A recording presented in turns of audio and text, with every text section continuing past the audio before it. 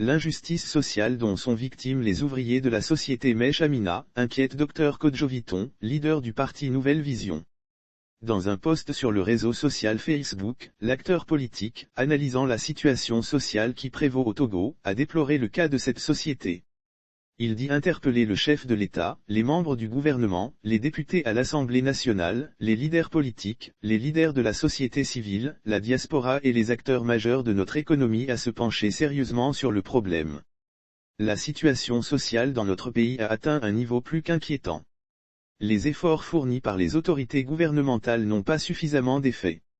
Plusieurs d'entre nous sont ainsi condamnés à la mendicité et parfois à des actes encore plus dégradants et humiliants.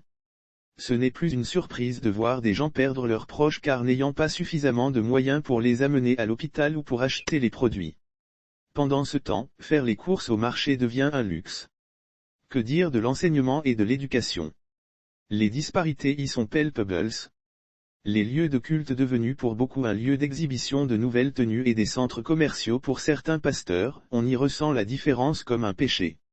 Sur un autre front, si les uns sont au chômage, les autres sont sous-employés, si certains se voient obligés de céder face à des employeurs qu'on peut difficilement qualifier de scrupuleux, d'autres s'estiment obligés de rédiger de malheureuses lettres pour demander pardon à leurs employeurs pour avoir osé réclamer leurs droits.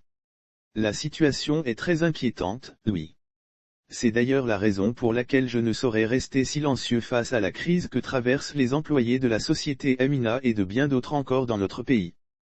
Ces crises nous interpellent, nous acteurs politiques, nous leaders sociaux, nous aspirants à diriger, nous dirigeants, nous jeunes leaders, nous peuples togolais. Nous devons agir. Il fut un temps, les questions exclusivement politiques étaient pour beaucoup la grande priorité. Nous devons comprendre, accepter et agir en prenant cela en compte, que la grande priorité et la grande urgence aujourd'hui dans notre pays, c'est le social.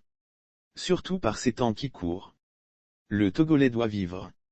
Et vivre décemment. Le Togolais doit se soigner. Se soigner décemment. Le Togolais doit s'habiller. S'habiller décemment. Il est donc temps pour nous tous de réfléchir et d'agir en laissant derrière nous nos différences politiques pour sauver notre peuple, sauver les cas désespérés, sauver le social, sauver les employés de la société Amina.